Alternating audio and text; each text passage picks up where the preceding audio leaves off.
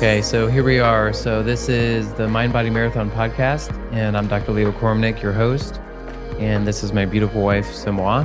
And again, this podcast, what we're really trying to do here, Mind Body Marathon. So there's an idea of like addressing your mind and the health of your mind, but also your body, and then sort of a little bit of a play on words, like for the marathon of life, but also like we come at it from a running background, and which is our topic today, which is essentially I hate running, which that's pretty much the creed of my wife, Samua.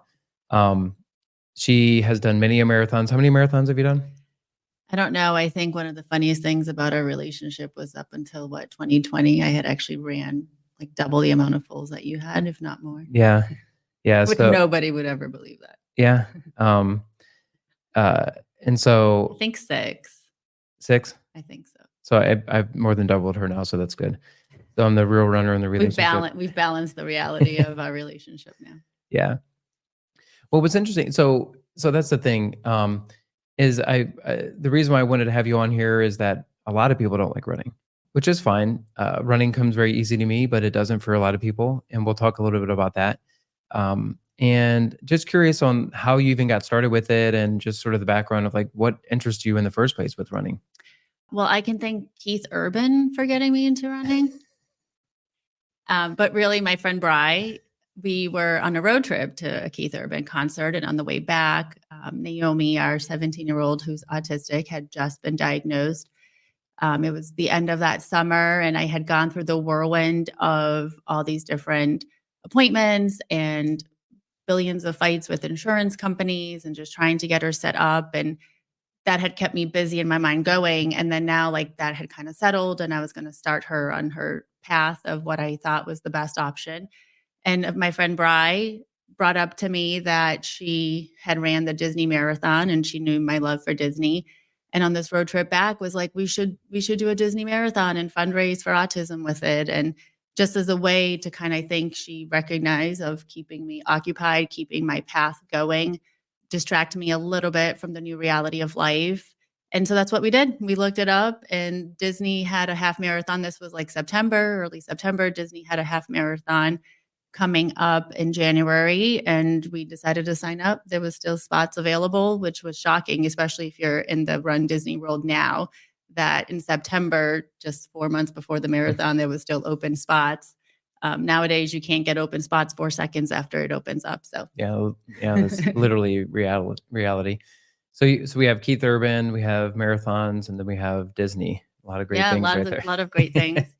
But yeah, and I was the girl in high school that we had to do this mile fit test. I don't know if that's still a thing, us 2000s grads, but every year I sucked at that. I did a mile in like 15 minutes or something. I don't even know what I was doing because I could walk a mile faster than that nowadays. I remember one year even being like, no, this year I'm going to try. And I still got like a 14.5-minute mile with a side stitch at the end. So I generally hate running. Yeah. It's cool because not only have you done 6 marathons or so, but every year you keep signing up for stuff. I know. So why is that? My friend Brian and I were just in California to do the Disneyland half. And we kept telling each other the whole weekend, like, our next girls' trip is not going to involve running. Like, we're not doing a race. Our next trip is not doing a race. And then before we left the trip, we were super pumped and excited that we had just found out we got into the women's half marathon in Nashville. And so our next girls' trip is going to involve running, even though we're both over it and say that we hate it. Yeah. And next week. So this is, we're recording this in the middle of April, and next week we're headed down to Disney to do a 10-miler together. I'm going to be Mufasa, and believe it or not, Dr. Leahill is going to run as Simba. So. Yeah, so I'm going to dress up. So I dressed up for a Disney race one other time. It was the Star Wars. Well, it was technically three races. Yeah. You dressed up for all 3. Yeah. So, and even as a girl, I don't even know her character name. Was it Ren? I don't know. But we did Star Wars themed stuff, and it was fun. And I can see how that keeps people into it and very interested in running. And it's definitely a unique dynamic to go to Disney and have that experience sort of melded into it. I had never really seen any Disney movies prior to having my daughter Mariah, who's now 2.5. And so now you can sing along to like half of the scores. So now I can sing along to them. We were having lots of great singing sessions with that in the car. But I get it now. I understand the character and the character development. So I kind of get the appeal of the Disney races a little bit. This is like coming from somebody who's a little bit hard nosed in the running background of running in high school and college He and won't even use a professionally. GPS watch. That hard nosed. Yeah, yeah, definitely. It's all about feel. Yeah, well, which is why I actually am wearing this Boston jacket right now because this is being recorded on the eve of the 2024 Boston Marathon, which I was supposed to run, but I'm injured. And so it's not easy for everyone. Like the sport definitely comes with a lot of bumps and bruises. It is statistically by far the most injurious sport there is. And most people would say that's crazy. What about hockey? What about football, UFC? And statistically running about three-quarters of runners within a year will experience some sort of injury. And that is a staggering statistic. And it doesn't come easy. And so, but in the end, I think it's still so appealing for so many people because of the history of it. People have been running for centuries, and there's been races like the Boston that's well over a century now. And there's this appeal to all these races, and there's so many cool things, and it's such an easy way to just experience fitness and new cities and new territories and things like that. So I think it sort of still has this unique appeal for a lot of people. Does that any of that appeal to you, or is it all just like the fitness component? No, actually, I don't think the fitness component had much to do with it at all. There's a lot of other ways that I much rather focus on fitness than running, like Zumba, for example. I could Zumba for 6 hours and keep going. Yeah, that's true. She can. So that's not the appeal. I think the appeal for it for me, and I think a lot of people who are probably in my boat, because I actually have another friend of mine who used to very proudly stamp a 0.0, I hate running, or I don't run, or whatever those bumpers are in her car, who now goes into run, who's now signed up for her first half marathon.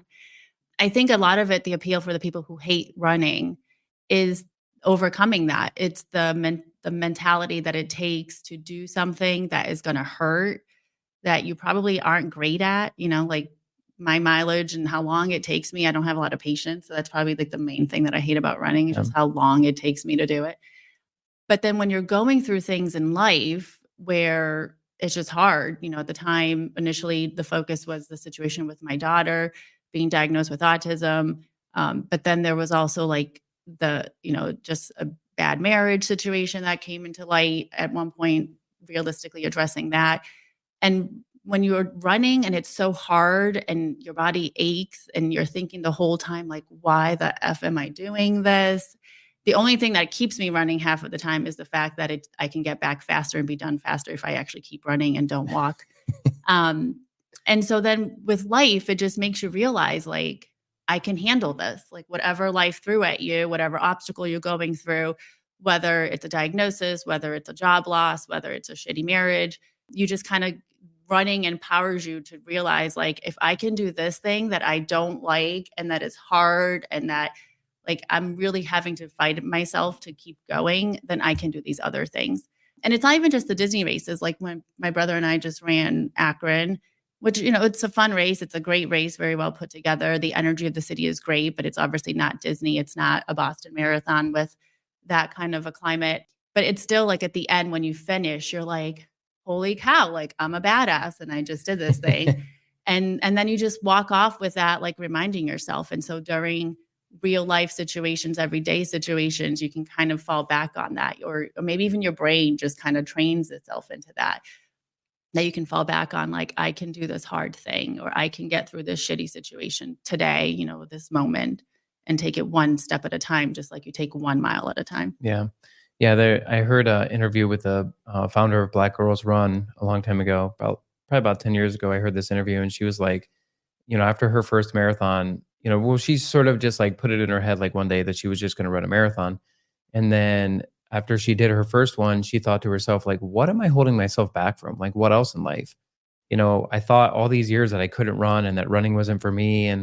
But like I said in previous podcasts, like running is not the thing. Running is a way to teach yourself about life. It's a way to sort of Absolutely.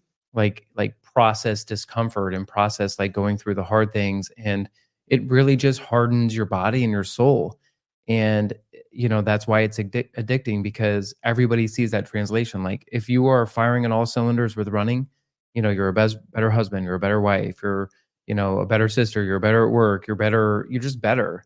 And it just like, it's a feed forward mechanism. And so I think that's why it's very addicting, because people get into it and then they realize like, why am I holding it was all mental in the first place. Like you just literally have to just go do it and see that you are like everybody else that runs, that it's just that easy.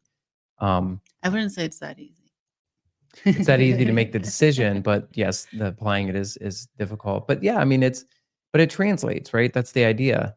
But I think for me too, so ironically, I grew up in Boston, and I don't think I even knew the Boston Marathon existed. Just not, I mean, I grew up in a very much secluded, not secluded, but like sheltered isolated. Brazilian culture of things in Boston. And then I seriously don't think I knew, like, and maybe I knew about the Boston Marathon at one point, but had no idea like all that it meant, Yeah. between the history of the race, between how hard it is to qualify and get in, all of that. And I obviously didn't understand any of that until I all of a sudden was running a race and realized like how hard it is to get those qualification marks for the majority of people. I remember when I was in my early 20s living in Boston, and my neighbor, who was like a year younger than me at the time, and she had ran the Boston Marathon. And she was like the first person in my entire life that I ever met that had ever ran a marathon, that ever ran anything. And I remember thinking, like, having this feeling of like, oh, I know people run marathons, I know they exist, but having this feeling like, it's like, oh, you're a real person. Like, let me touch you. Like, I know you. How do I know a person that runs a marathon? Like, I thought it was just like one of these ethereal things where like they exist somewhere. So then when I all of a sudden went to run myself, it was more like, oh, how am I that person now? Like, how am I this person that I kind of thought existed in like fairy tales and myths kind of thing? Yeah. Which I think brought another layer to it for me. I remember when I was running Chicago, and another great epic race, and I remember posting just before the start of the race. I had my phone on me and took a picture, and I think that was my fourth marathon maybe doing it. So I've done it 3 other times, right? Didn't go into it prepared, but the reality is I haven't gone to any of my marathons prepared. But I remember posting like it was this beautiful skyline, the sun starting to rise and all of that, and thinking like, even though I've done this before, I still stand here and feel like I need to cry, just like doubting myself, because I'm not, like I'm not like you. Like I still wouldn't even have called I feel like today I still wouldn't call myself a runner. And then somebody posted like, really, that's like amazing to hear, because I see your runs and I feel like you're such a badass and you got this, and yet like you're doubting yourself. And I think that's one of the things that for people like me who aren't these spectacular runners, and maybe even just hate running, is what it does, because it's like you're still kind of unsure, but then you finish it and you're like, I started off scared and unsure of myself, but here I am, I did it. Yeah. Yeah, and it's a couple points on that. It's like interesting because, for me, I've dropped out of 2 marathons, and so 26 miles is difficult for anybody. And Well, what's the crazy percentage? Like 1% of the US population or something crazy? yeah, Has that sounds about right. completed a full, I mean, I think whether you run a 5-minute full or 15-minute, you're yeah, still part yeah, of per mile, 1%. yeah. Yeah, no, I mean, that's the thing. It's like, it's 26 miles is legitimate 26 miles. When I was getting ready for my first marathon, my coach was like, there's 2 basic questions that we have to answer. One, can you even run 26 miles, period? And the second question is, can you run it at your desired pace? Because otherwise, what's the point? And at that time, we were trying to qualify for the Olympic trials. And so that was a legitimate question, because if I wasn't capable of running that fast, like, let's put our eggs in another basket and try to pursue some other measures with running. But, and there was a ways we properly tested that, but it's still, I think I'm up to marathon 17 or something like that now. It's still scary, you toe the line. I mean, you can remember last year, about a year ago, when I ran the Asheville Marathon. It was terrible. I literally was whining the whole morning. I know. I remember you saying to me, which I think is amazing, and one of the reasons why I think you're an amazing human being and I'm lucky to be married to you, is when you're like, I don't feel like making myself hurt that much this morning. Yeah. Yeah. And that is what running is. Like, you're torturing yourself. Yeah. And so sometimes, like, there, on one hand, when you are about to race, like when you're going to probably race well, that's not what you're thinking about. Like you are like in a different state of mind and you're not thinking about how bad it's going to hurt. But then other times you're feeling vulnerable. And then you're feeling just like I had a migraine and it was freezing outside. And I'm like, I don't want to hurt right now. I literally just want to lay in bed. And well, I went out and did it. That's And the good thing about the Disney races, though. They distract you from that thought because you're more worried about your costume and, the makeup and how you and your friends match and getting all the pictures. And then all of a sudden it's like, crap, now we have to run. yeah, the running is definitely the second hand in the Disney races for you guys. But the worst thing is you guys got to wake up so early for those things. Yes, that is definitely the worst thing. 3 a.m. wake up calls, Yeah, thank God. 2:30 a.m. wake up calls. Yeah, definitely need a nap after those ones. Yeah, the other thing that you brought up earlier too is that when you ran Chicago, that's kind of when I had initially met you, and you were working at the clinic and you were running on the Ultra G, and I remember you did a 1 long run. You Yeah, did 17 miles. You did a 17 miler on the Ultra G, and that was the only long run you did before the Chicago Marathon. And I think that was one of like 3 runs I did before like the what, like Chicago 3 Marathon. runs of any distance, like for months prior to the race. And so this is a vital point I want to make because this point was brought up when I was getting my photos done a couple of weeks ago. Or the photographer, for her birthday to celebrate her birthday, she ran a 50K just for fun. And she, same thing, had not run more than a handful of times prior to that, like for months. And that's the mental side of it, right? That's the side of like, well, I'm going to just do it. Like it, so many times we're like, think we have to be like properly prepared and we like almost really overtrain. Obviously, I'm a sports physician, so I see this and I pretty much make a living off people's like mistakes with injuries. And that's often a mistake is that people think they have to train too hard for these things. And in the end, it's just going to be a challenge on that day. And it's important to understand that you just have to get to the line healthy and confident and prepared. And your confidence cannot sit there based on your workouts. You have to be internally confident, which is the scenario that you were in. You just knew you were going to do the race. You just knew you were going to still complete it. Yeah, but I obviously knew I wasn't going to like qualify for Boston. Right, but because there's definitely different mindsets there, for the people that like just want to finish it or just want to see that I can do this thing. Although like, going into running Akron, I was in the same boat. I hadn't ran in like 9 months. And my brother was coming into town who likes running. And I had the bright idea that for like half a second, I had this brain fart that like, oh, we should sign up for the half marathon in Akron because it's going on that week. And it's such a phenomenal local race. And, I know he would like it. It'd be fun to do with my brother. And then half a second later, after I sent my text and he had already replied yes, I was like, what the hell was I just thinking? Because now the race is like 6 weeks away and I haven't ran and I should. And I'm running with my brother who's going to give me so much shit if I'm like slow. So, just like thinking through that of like just doing it and pushing myself though for that race, even though I wasn't trying to qualify for Boston. And it was different than just like my Disney races with my friends that were just like, we just want to look cute in our matching costumes and get to the finish line and get good pictures with characters. I did have this like sense of, oh man, I got to keep at least a certain pace. I'm not going to be running fast, but I'm not trained at all. And I got to try to keep up with my brother so I can hear as little as possible after the race of him giving me a lot of crap. Yeah. And I surprised myself and ran a sub 9-minute mile, which is not my go-to. For the whole half. Yeah, I think I did like 8:50. Yeah, that's shocking. It is shocking. Yeah, because on most runs, you just typically go out around 10-minute miles. Yeah. Yeah.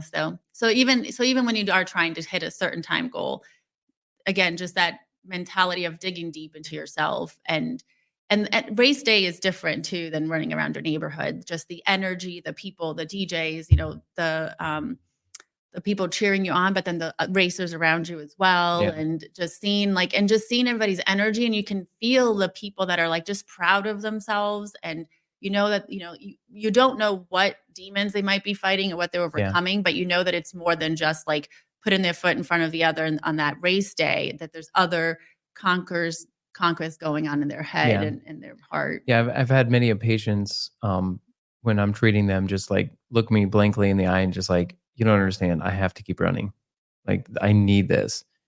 And again, you don't know what they're battling. You don't know what scenarios are going on.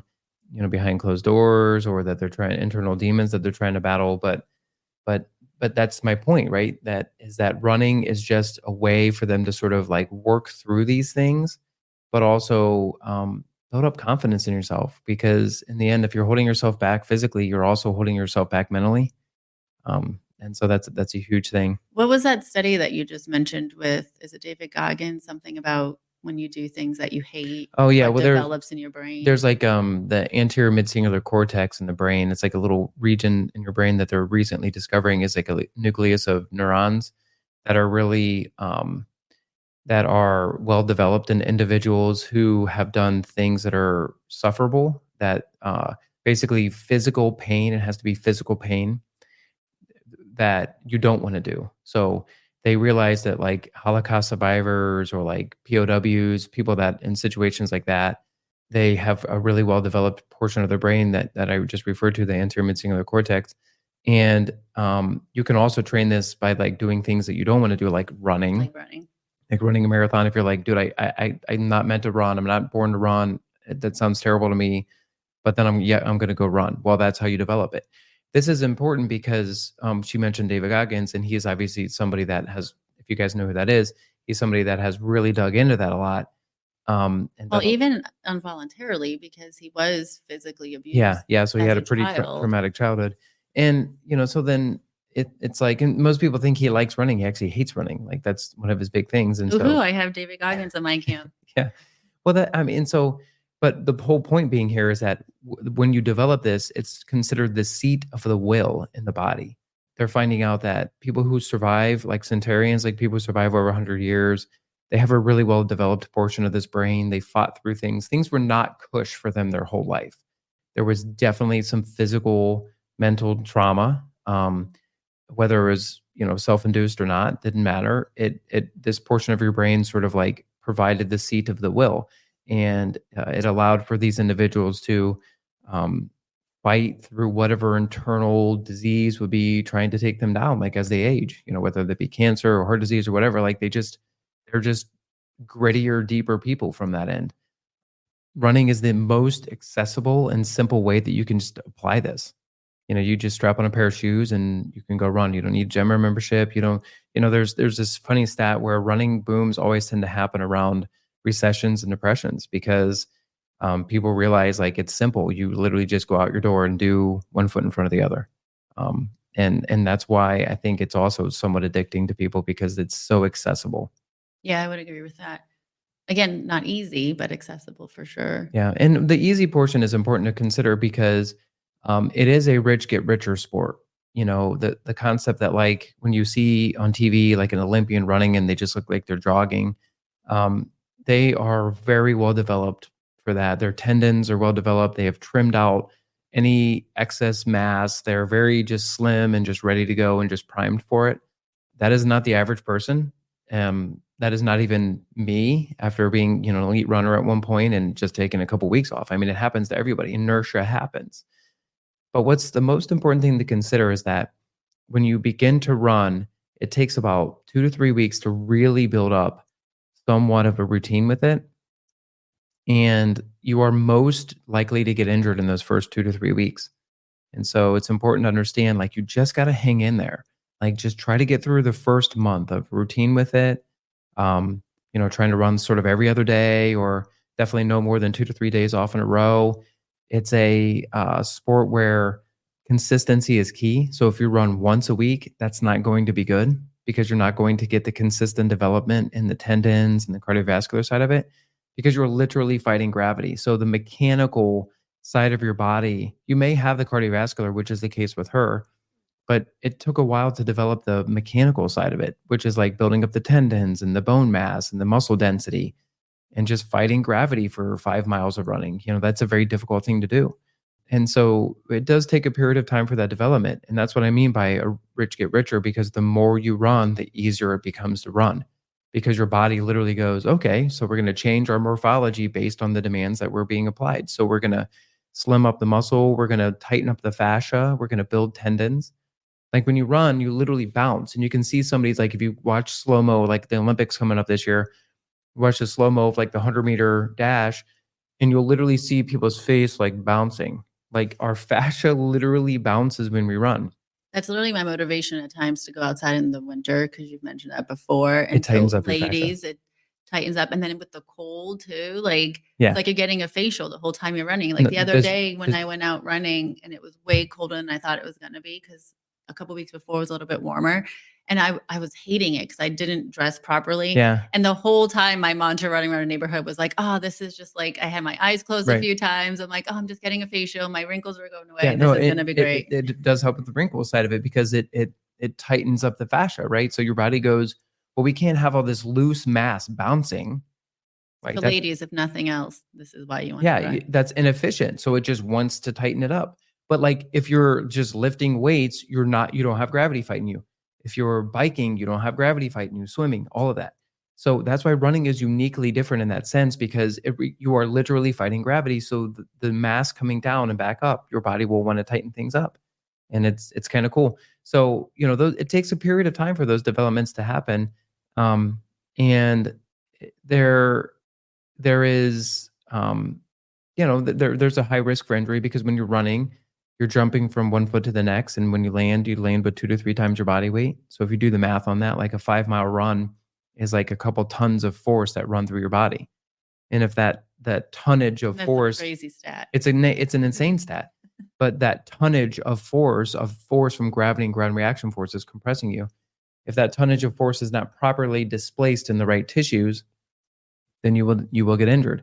And so that's why it's really good to have a coach or a physician or somebody that is wise in those realms and can help encourage you to run, but also be an advocate for like helping you do it properly and making sure that you're firing on all cylinders so you're not going to injure yourself. I think it's interesting, the more that I've been around the clinic and listening to you talk to patients and things like that, just how different all of our bodies can be and the mechanics of that. And so, for example, like learning that I had like 2 loose joints and what that means. Because a lot of times people always think like, oh, you have to stretch, you have to be loose, and that's going to make you better or make you less injury prone in any sport. You always see people right before a race and they're like doing mini yoga poses to get their legs straight. And I had like the opposite. And so just like you mentioned, knowing the right doctor, physician that can that knows both running and the body so well to then say, this is what your body needs, because it can be something totally different than what everybody else needs. Yeah. And this is not a crazy concept, because if you go to like a professional football or baseball or basketball game and you just go like an hour early and you watch them warm up, you will literally see every athlete doing a different warm up. And that's because those physicians that work with those professional athletes understand that each athlete is actually slightly different in terms of the density of their tendons, the density of their joint capsules, how flexible they are. If you want to think of like a bell curve, on one side of the bell curve, you can be too flexible. On the other side, you could be too rigid. If you think of like a Mary Lou Retton or somebody like Simone Biles, who's really flexible, or an NFL lineman who's really like dense and stiff and doesn't have very good motion. The demands of that's why they're good in each sport, right? Because the sport requires them to have certain mechanics with that. Well, running is different, right? Everybody is designed to run in some sense. Some people have the ability and have the physical mechanics to be able to handle longer volume, but everybody in a sense is designed to run. We really have all these unique capabilities to do that. It's the most advanced non-learned behavior that we can do, which is crazy. You could be 100% mentally retarded and know how to run. Like it's in your brain. It does not have to be trained. Well, it's so many years of the development of that, right? Running away from tigers and lions. Yeah, all that sort of stuff. And so, I mean, there's just like an insane amount of cool research on that, just showing that we were literally designed to run. There's a great book out there, Born to Run. So it's a cool idea. But with that being said, when you come to running, so everybody has these different spectrums. So in your case, you're overly flexible, right? So I can't do a split. So it doesn't help me in that way. Yeah, there's that, but you don't need a split for a marathon, or Zumba. But but then some people are overly stiff. So obviously if I just asked a patient, is stretching good? I mean, like that's such a weird question, right? Like it's a relative question. It's good But in some most people cases. would say yes. Yes, right. Everybody would think like, yes, you have to stretch. Yeah, you have to stretch, right? But sometimes people overstretch and then they literally injure themselves because they're creating too loose of ligaments. They need to understand where they fall on that spectrum. Or if you go, is lifting weights good? Right. I mean, it is in some sense, but you have to understand where you're at on the spectrum to know what style of lifting, how much lifting, like what joints to focus on, because it even can be displaced in different joints. Like maybe you have really tight hips, but really loose knees, or really loose ankles, but very tight knees kind of thing. Like you can be in those scenarios as well. Which is why it's crucial that the person you see to help you with that knows what they're talking about. Yeah, specifically with running and not just a general physician, because most people will just tell you not to run because it's easier. That's one of the things that I think I've always loved about the clinic too. Cause like, as you mentioned, there's people that come in, there's athletes that are coming in that are trying to get their Olympic trial markers, or they're on an Olympic team and they want to make sure that they can compete and perform at the Olympics. And then there's like the middle of the road athletes, the weekend warriors, as we call them, that they're the people that they're running hard. They're very specific. They're qualifying for Boston. They're trying to do the majors, or so they're like not elite runners, but sort of elite runners. And then there's people like me that, just kind of are farting around, like trying to run here and there, because there's so much more about it than the actual run itself or goals of time. But I loved how, like, no matter where they were with that, like, I think maybe twice in the 12 years we've been working together, I've heard you tell a patient, like, you can't run. That almost, and everybody comes in saying the opposite. They saw somebody else and that person told them, like, oh, you can't run, or running is terrible for you. Running is terrible for your knees. Don't you know? I know. Stop running. I know, like you go to a cocktail party, it's like, isn't running bad for your knees? It's like, actually, Don't you wish you statistically, had $1 for every time you heard that? Yeah. That is definitely one I would wish I had $1 for. Yeah, I mean, and that's just the thing. It's like, because the success rates of your average physician. So say you go to a sports medicine doctor, one that's not like properly trained at the Olympic Training Center, one that has not worked with professional athletes, but are just a sports physician. You go to just a general one and then be like, pick another sport, but biking's better for your joints or swimming's better for your joints, which is true. There's definitely like obviously There's the elliptigo. There's that. Those went away, actually. They were like hot for a hot minute. Yeah, there's actually elliptigo races that people do. They idea. still go on. But so your average physician will tell you that because, one, it helps with their success rates. Because if they tell somebody like, hey, like, don't run anymore, you should just swim or bike, like, they're probably going to be a little bit less injured, but also they're going to be less fulfilled because you took this thing away from them. So it's like, me personally, that's why I feel like I'm uniquely positioned for like the running consultant idea of just helping a lot of people in this way, is that I have been injured a lot and I have run through some crazy injuries.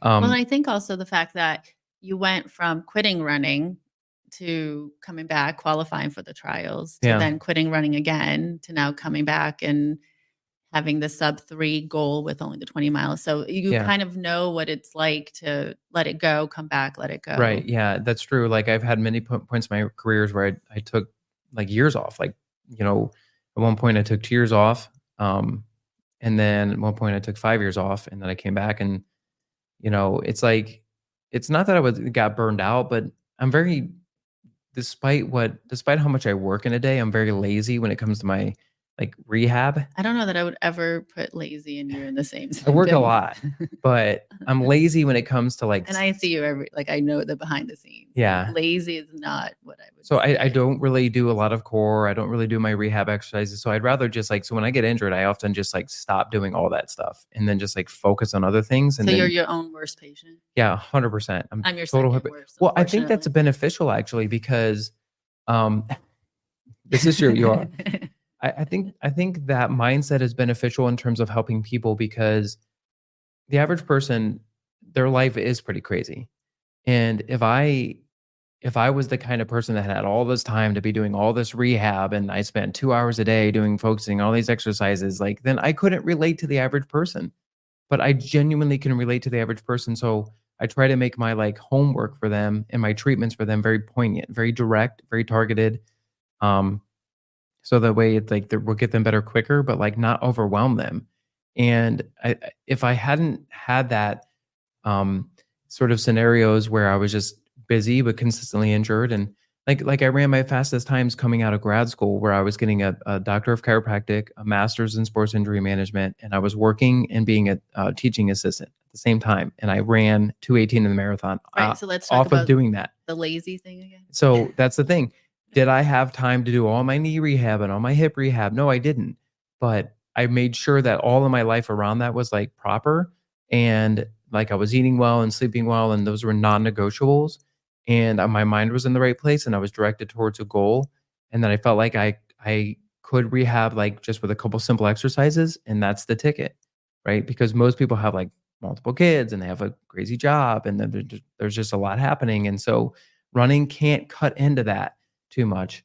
And I think sort of born out of the environment has helped me relate to a lot of people because most people think it has to be this crazy way where I got to do physical therapy 3 times a week, or, I got to, do an hour work of core and lifting and everything just to be somewhat healthy. And it's like, that's actually not accurate. Yeah, I mean, it goes back to the conversation of, are you just trying to run and have these goals of finishing these races, feeling good, not dying at the end of the finish line? Or, are you trying to run a 5-minute mile paced Yeah. marathon? Because obviously that's very different. Yeah. I mean, and so that's the other side of what I experienced is where, I came out of college and I put all my eggs in the basket and I trained literally like 4 or 5 hours a day. And so I do understand what that's like as well, of having to just really lean into a goal. But I feel like the average person can get away with a lot less and still be really successful, even qualifying for something like Boston, just by being very practical and actually connecting with somebody that genuinely understands their body and understands how to make their efforts very poignant and very direct so that they don't waste time frivolously. Because I think a lot of times people go, oh, they'll say things like, oh, isn't yoga really good for running? It's like, Not for me. not for her. It would be absolutely terrible for her. And then, but for, a lot of runners who are very stiff and very rigid, yeah, it would be a wonderful thing. So like half the time I'm literally saying, when you go to yoga, that's great for the mind. Like it's really good for the meditative side, but maybe don't go hammer the range of motion side of things because you're already overly flexible. That's what I would say to you if you really enjoyed yoga and that was your thing. But somebody who is like, who, was really stiff, I would say, yeah, go to yoga because you really need to like lean into those range of motions and you really need to like spend a lot of time like stretching those hips out, et cetera. So it just sort of depends on what sort of variable you want to flex with that. Like, are you going to raise the bass or the treble here? Well, that goes back to, well, not that, but making me think of, again, the goals with the running, because people like me who hate running, it's a nice way to do certain things without feeling guilty about it. So, it is a nice excuse to have our couple of times a year girls trips because you feel like you're being productive. You can get away, you can get out of town. If you have kids, you don't feel as guilty, all the Yeah. arrangements that you have to make. So whether you're the runner who has these big lofty goals of, Olympic trials, going pro, as you mentioned, even Boston, seems attainable, but you have to put in a lot of good effort and be very intentional. Or whether you're a runner that just you're running for the mental side of it, where you're reminding, escaping a little bit. It gives you a nice, reasonable reason to escape the daily life of, escaping home for a couple hours, whatever you might need to do, and then clearing your mind. Even if the only clearing of mind that kind of happens, although there were so many runs that I remember getting hit with a thought that all of a sudden I'd be like crying or dealing with whatever I was dealing with. But then just that reminder of, I did this really hard, shitty thing and accomplished it. So now I can go and apply that same mentality into whatever hard thing I'm dealing with in the daily life and real life here. But then it also brings this good side of things, like my girlfriends and I, when we do our different races, like for Nashville, my friend Brian and I are going to be dressed up as Malibu Barbie with, what's that thing called? Leotard and all, It's a knee great outfit. pads. So it's just great because it's like, it's a hard thing that you do, but you can make it fun. You can bring out that side of you if that's a side of you that you Yeah, have. it's goofy, it's playful, it's like being a kid again. Right. And it's acceptable somewhat. I'm sure we're going to get looks in Nashville. Nashville is not Disney. So I remember our first Disney race, the half marathon in January of 2011 that we did. And we like got Minnie Mouse ears. So you've done Disney races, so now you know this. And we're like, oh my gosh, we're gonna be so cool because we're running with these like Minnie Mouse ears, and it's gonna be like. And then we get there, and people are literally like tables and castles and houses, and we're like, oh crap! People will literally run with like tables built around them for like what was it? Lady and the Tramp, the restaurant scene where they kiss.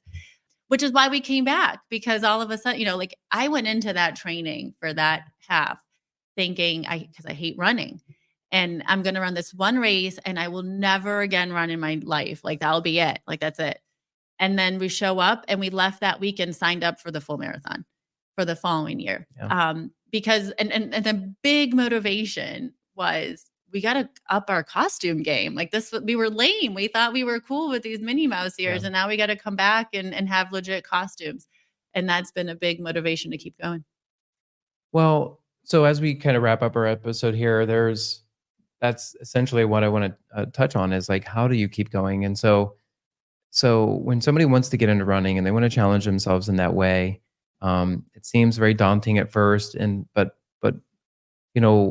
what is a way for them to sort of like make it easier and make it more palatable and also enjoying the experience along the way? And what would you say, like for somebody that genuinely hates running, what would you say is a great thing to add in there?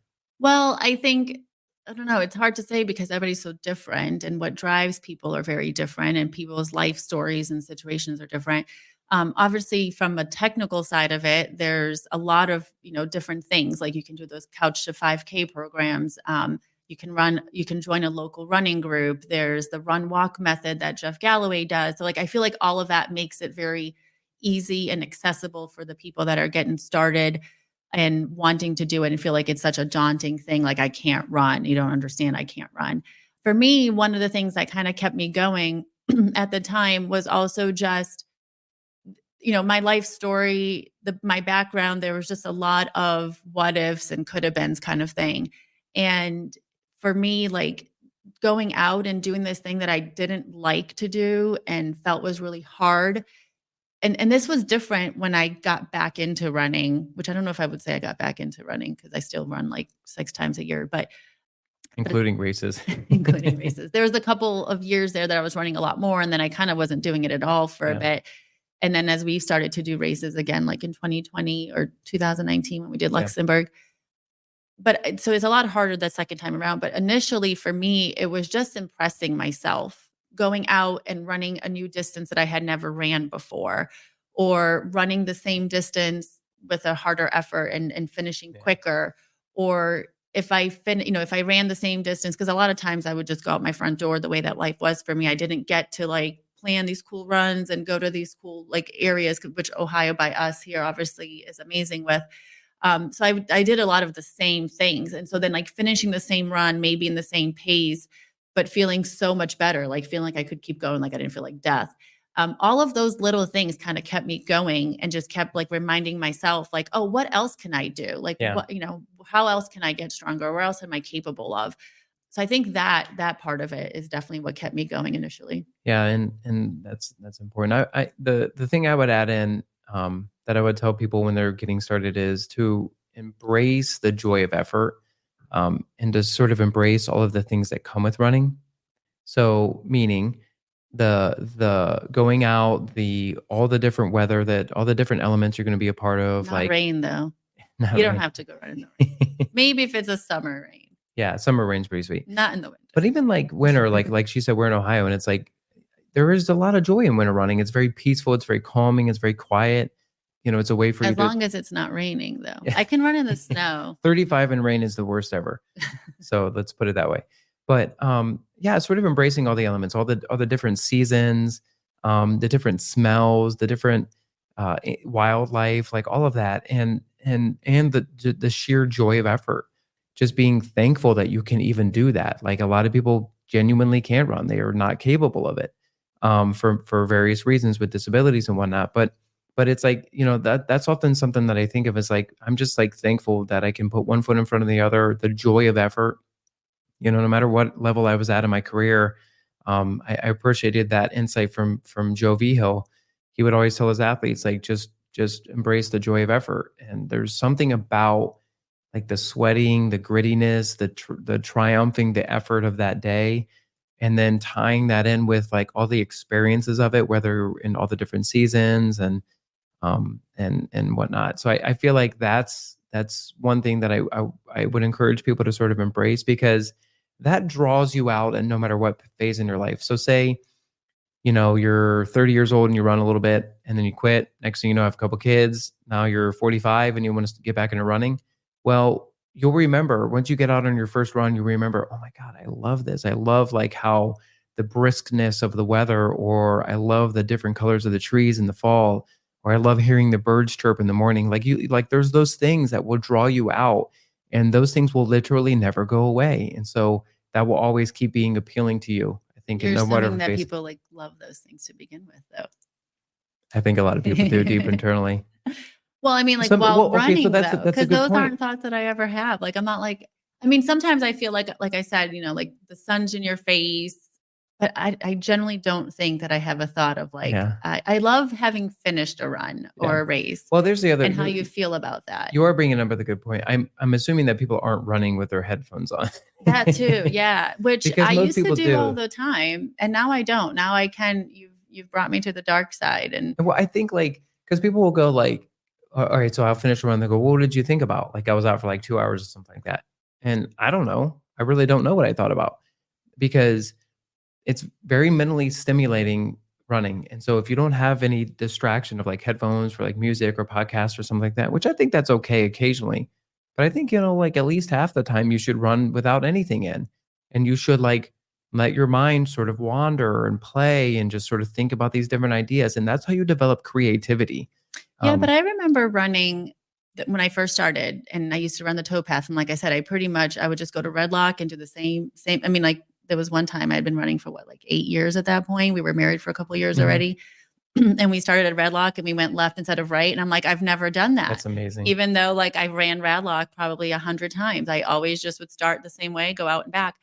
And I always ran with music, and music is just it just speaks to me in a lot of different ways. And I remember at the time I would, there's certain songs I was going through all these emotions with my daughter, and I would totally get lost in the music too, but also like shut it out. And there were so many times that I remember like running at a certain place and looking around me and being like, oh crap, like, where am I? Like, I wouldn't even recognize, even though I probably ran past this spot, out and Yeah. back on Red Lock or starting on the towpath 50 times, it would still Yeah. be like, wait, where am I? Am I in the right place? Did I take a wrong turn somewhere? Like, what happened? Because I would just get so lost in Well, that's whatever the I was mental dealing checking with. out thing.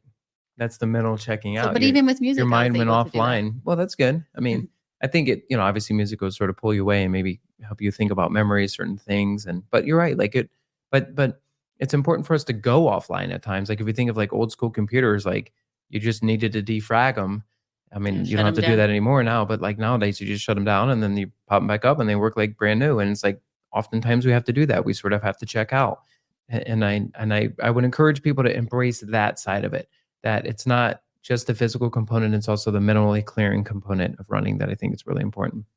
Another cool moment with running that has come full circle, I think, was just this fall, or well, I think it happened last spring when Naomi asked about running. Oh yeah. Yeah. Um, Amy's her autistic daughter that is now 17, and she did her first 5K. Yeah. And again, going back to the universal aspect of running, and you touched upon how everybody can run, even somebody who's fully mentally retarded, which is not Naomi's situation. But But she's severely autistic. and even she, like you could see, like she had this like different level of joy Yeah. and like pride of herself moments throughout the race. And it was more than just about running through Disney World or seeing certain characters. As a matter of fact, I remember at the very end, because I kept running ahead of them. She ran with my friend Bri the majority of the way. And I kept running ahead of them to get in line so that we could take pictures of the characters. But at the very end, once that was kind of done and I just stuck with them, I would say to Naomi, I would be like, Naomi, I'm like, I bet you can beat that person. And I would just pick a group in front of us. And she would like get down and get focused and like hammer to get past that person. And then we would catch our breath. And then I would do that again. And she just kept doing that. And even though she, she obviously knew, I don't know if she knew, but she wasn't going to win the race. But even just those little conquers Yeah. for her meant so much and was so Yeah. I motivating. mean, if anybody that's been around a special needs person or worked with special needs, I mean, when they get excited, they will run. I mean, and they're just gonna run around. I mean, it's just like a dog. Like you come home, they haven't seen you all day, the dog's gonna run around. It's an exciting thing to do. I mean, it's definitely, but I feel like it's got this like negative connotation that we're trying to help unwind a little bit here in this episode. And yeah, but that was an amazing thing that Naomi did. She actually has to go for a run. So, and then my little 2.5-year-old daughter, she does the same thing now. So later we'll go for a little run, and usually when I come back, she'll be waiting at the window for me with her shoes, and she wants to go out and run around. Yeah. So it's kind of it's a cool thing. So, well, any last parting comments or words for people that are, sort of in the similar situation as you, or looking to kind of get re-inspired a little bit with activity and running? Yeah, I would say, just do it. Sign up, whether it be a local 5K that there's a lot of buzz around. Definitely, if you hate running, definitely have your first race be one that is exciting in one way or another. Whether, it's a local race to you that is a big deal. Like here, Akron has always been such a big deal to us. Or whether you do something like, a fun half marathon. Doesn't have to be Disney. Disney's always a great one, but there's other really good ones like running the Strip in Vegas or international ones, things like that. But pick something like that that motivates you outside of the running itself, and then do it, because you're going to surprise yourself. And I think the reward of that is worth so much more than maybe the couple pounds you might lose or the pace you get, but just that mental fortitude. If you're the person sitting at home or at work and listening to this and you're just like, but you don't understand, trust me, I understand. Life can be so shitty and so hard. So I get it. And then torturing yourself with running seems like, why would I do that? Like, why am I going to add more torture or more misery to my day? But like I said, what you feel at the end of that, when you push through that, is an incredible feeling. And then to be able to know that you did that, and then you can apply that same mental fortitude and heart and just pride to everything else that you're tackling. So just go sign up. From somebody who hates running, just sign up for that 5K. Yeah, that's great advice. I would say and I'm glad we touched on that, because I think that's really important to have that carrot out there.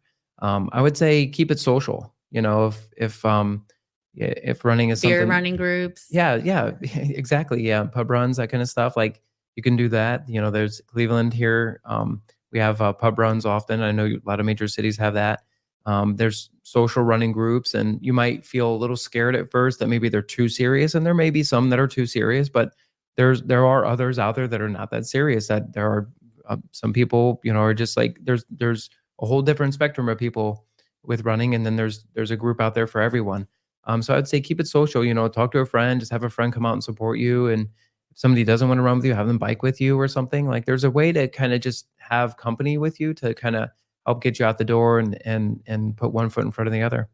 So I think this was a great episode, and I think a lot of people can relate to some of the topics we brought up. And at some point we'll have you back on, and we'll talk about some of our other experiences with running, because I know we got a lot of great stories, and even after some of our upcoming Disney races. So be sure to, we'll have, like I said, episodes once a week or so. Be sure to like our page, be sure to subscribe if you like the content, interact with us and let you know what you thought of the episodes, and what topics you want to hear with regards to mind and body health, and a little hint of running. So again, thanks for stopping by, and we're glad to have you.